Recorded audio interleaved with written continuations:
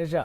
ಅಂದರೆ ಮಳೆಯನ್ನು ನಂಬಿ ಆಯಾಯ ಡ್ಯಾಮ್ಗಳನ್ನು ನಂಬಿ ಎಷ್ಟೋ ಕೃಷಿಕರು ತಮ್ಮ ಬೆಳೆಯನ್ನು ಬೆಳೀತಾ ಇರ್ತಾರೆ, ನಂಬಿರ್ತಾರೆ. ಆದರೆ ಅಂತಹ ಒಂದು ಪರಿಸ್ಥಿತಿ ಇರುವಾಗ ಈಗ ಮಳೆನೇ ಬಂದಿಲ್ಲ ಅಂತ ಹೇಳಿದಾಗ ನಿಜಕ್ಕೂ ಕೂಡ ರೈತರಿಗೆ ಶಾಕ್ ಆಗುತ್ತೆ. ಅದಕ್ಕೆ ಸಂಬಂಧಪಟ್ಟಂತಹ ಸುದ್ದಿ ಇದು.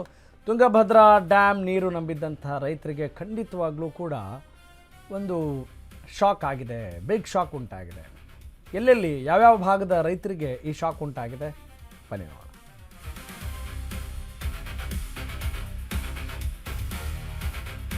ಬಳ್ಳಾರಿ, ರಾಯಚೂರು, ಕೊಪ್ಪಳ, ವಿಜಯನಗರದ ರೈತರಿಗೆ ಈ ಶಾಕ್ ಇಲ್ಲಿ ಉಂಟಾಗಿದೆ.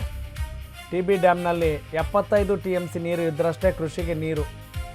ಒಳಹರಿವು 10,000 ಕ್ಯೂಸೆಕ್ ಇದ್ದರಷ್ಟೇ ಹೊರಹರಿವು ಬಿಡಬಹುದು. ಡ್ಯಾಮ್ನಲ್ಲಿ 75 TMC ನೀರಿಲ್ಲ ಅಂದರೆ ಕಾಲುವೆಗಳಿಗೆ ನೀರು ಹರಿಸೋಕ್ಕಾಗಲ್ಲ, ಹರಿಸೋದಿಲ್ಲ.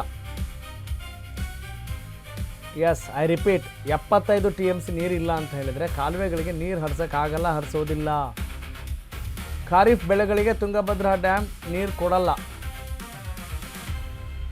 ಕನಕಗಿರಿ ಶಾಸಕ ಶಿವರಾಜ್ ತಂಗಡಿಗೆ ಒಂದು ಶಾಕಿಂಗ್ ಹೇಳಿಕೆ ಕೊಟ್ಟಿದ್ದಾರೆ. ಈ ಬಾರಿ ತುಂಗಭದ್ರಾ ಕೊಳ್ಳದ ರೈತರಿಗೆ ಒಂದು ಬೆಳೆಗೂ ನೀರಿಲ್ವ, ಹಾಗಾದರೆ ಏನ್ರಿ ಮಾಡೋದು ಅನ್ನೋದು ಪ್ರಶ್ನೆ. 105 TMC ಸಾಮರ್ಥ್ಯದ ಡ್ಯಾಮ್ನಲ್ಲಿ ಸದ್ಯ ಕೇವಲ 24 TMC ನೀರು ಮಾತ್ರ ಇದೆ ರೀ. ಹೋದ ವರ್ಷ ಇದೇ ದಿನ TB ಡ್ಯಾಮ್ನಲ್ಲಿ ಅಂದರೆ ತುಂಗಭದ್ರಾ ಡ್ಯಾಮ್ನಲ್ಲಿ 77 TMC ನೀರಿತ್ತು.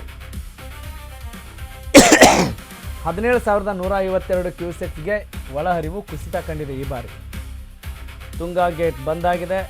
ಇನ್ನು ಭದ್ರಾದಿಂದಲೂ ಕೂಡ ಒಳಹರಿವು ಭಾರೀ ಕುಸಿತವನ್ನು ಕಂಡಿದೆ. ಹೀಗಾಗಿ ಸಂಜೆ ವೇಳೆಗೆ TB ಡ್ಯಾಮ್ ಒಳಹರಿವು ಇನ್ನಷ್ಟು ಇಳಿಕೆ ಆಗುವ ಸಾಧ್ಯತೆ ಇದೆ. ಮಳೆ ಬೇಕೇ ಬೇಕಾಗಿದೆ.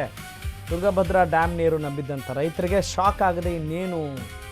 ರೈತರಿಗೆ ಶಾಕ್ ಆದರೆ ನಾವೆಲ್ಲ ಹುಷಾರಾಗಿರಬೇಕು. ನಮಗೂ ಕೂಡ ಶಾಕೇ ಅದು. ಬಳ್ಳಾರಿ, ರಾಯಚೂರು, ಕೊಪ್ಪಳ, ವಿಜಯನಗರದ ರೈತರಿಗೆ ಇದು ನಿಜಕ್ಕೂ ಕೂಡ ಒಂದು ಬೇಸರದ ವಿಚಾರ. ಆ ರೈತರಿಗೆ ಮಾತ್ರ ಶಾಕ್ ಅಂತ ಸುಮ್ಮನೆ ಇರೋಂಗಿಲ್ಲ. ನಮ್ಮ ಬೆನ್ನೆಲುಬು ಶಾಕಲ್ಲಿದೆ ಅಂತ ಅರ್ಥ. ಯಾಕೆ ಹೇಳಿ? ರೈತ ನಮ್ಮೆಲ್ಲರ ಬೆನ್ನೆಲುಬು. ಅವನಿಲ್ಲ ಅಂತ ಹೇಳಿದರೆ ಏನಿಲ್ಲ ಅನ್ನೋದನ್ನು ಪ್ರತಿನಿತ್ಯ ಪ್ರತಿಯೊಂದು ತುತ್ತು ತಿನ್ನುವಾಗಲೂ ಕೂಡ ಜ್ಞಾಪಿಸ್ಕೊಳ್ಳೇಬೇಕು. ಹಿಂಗಿರುವಾಗ ಏನೋ ರೈತರು ಅಲ್ಲಿ ಕಡೆ ರೈತರು ನಮ್ಮ ಕಡೆ ಹಂಗೆಲ್ಲ ಅನ್ನೋಂಗಿಲ್ಲ ಅಲ್ವಾ?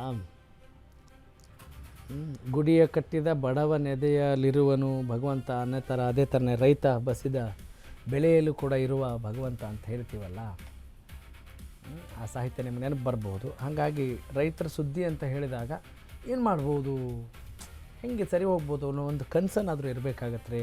ಬರೀ ನಾವು ಊಟ ಮಾಡ್ತೀವಿ, ದುಡ್ಡಿದ್ರೆ ಸಾಕಾಗಲ್ಲ ಅನ್ನುವ ಒಂದು ಎಚ್ಚರಿಕೆ ಕೂಡ ಇದಾಗಿರುತ್ತೆ. ಈ ಸುದ್ದಿನ ನಾವೆಲ್ಲ ತೆಗೆದುಕೊಳ್ಬೋದು ಅಂತ ನನಗನ್ಸುತ್ತೆ. ಹಾಗಾಗಿ ಬಹಳ ಇಂಪಾರ್ಟೆಂಟು. ಪ್ರಕೃತಿಯನ್ನು ನಾವು ಸರಿಯಾಗಿ ಪೂಜಿಸ್ತಾ ಇಲ್ಲ, ಸರಿಯಾಗಿ ನಡೆಸ್ಕೊಳ್ತಾ ಇಲ್ಲ, ಪ್ರಕೃತಿಯನ್ನು ಹಾಳು ಮಾಡ್ತಾ ಇದ್ದೀವಿ. ಬರೀ ಡೆವಲಪ್ಮೆಂಟ್ ಅಂತ ಅಂದು ಕಾಂಕ್ರೀಟ್ ನಾಡೇ ನಮಗೆ ಡೆವಲಪ್ಮೆಂಟಾ ಅನ್ನುವ ಒಂದು ಪ್ರಶ್ನೆ ನಾವು ಮಾಡ್ಕೊಳ್ಬೇಕಾಗಿದೆ. ಸರ್ಕಾರದ ಕಿವಿ ಹಿಂಡೋ ಕೆಲಸ ಪ್ರತಿಯೊಬ್ಬರಿಂದಲೂ ಆಗಬೇಕಾಗಿದೆ. ಅಯ್ಯೋ, ಪ್ರಕೃತಿಗೂ ಸರ್ಕಾರಕ್ಕೂ ಏನು ಸಂಬಂಧ ಅಂತ ಕೇಳೋಕ್ಕಾಗುತ್ತಾ? ಎಲ್ಲದಕ್ಕೂ ಎಲ್ಲವೂ ಸಂಬಂಧವೇ. ನಾವೆಲ್ಲ ಪ್ರಕೃತಿಯಲ್ಲೇ ಇರೋದು. ಹಾಗಾಗಿ ನೋಡಿ, ನಮಗೆ ಶಾಕೇ ಆಗಲ್ಲ. ರೈತರಿಗೆ ಶಾಕ ಅಂಥೇಳಿ ನಾವು ಸುಮ್ಮನಾಗ್ಬಿಡ್ತೀವಿ ಸಾಮಾನ್ಯವಾಗಿ. ಹಂಗೆ ಆಗಬಾರ್ದು ಅನ್ನೋದು ಅಶ್ವವೇಗ ನ್ಯೂಸ್ನ ಕಳಕಳಿ ಮತ್ತು ಕಾಳಜಿ.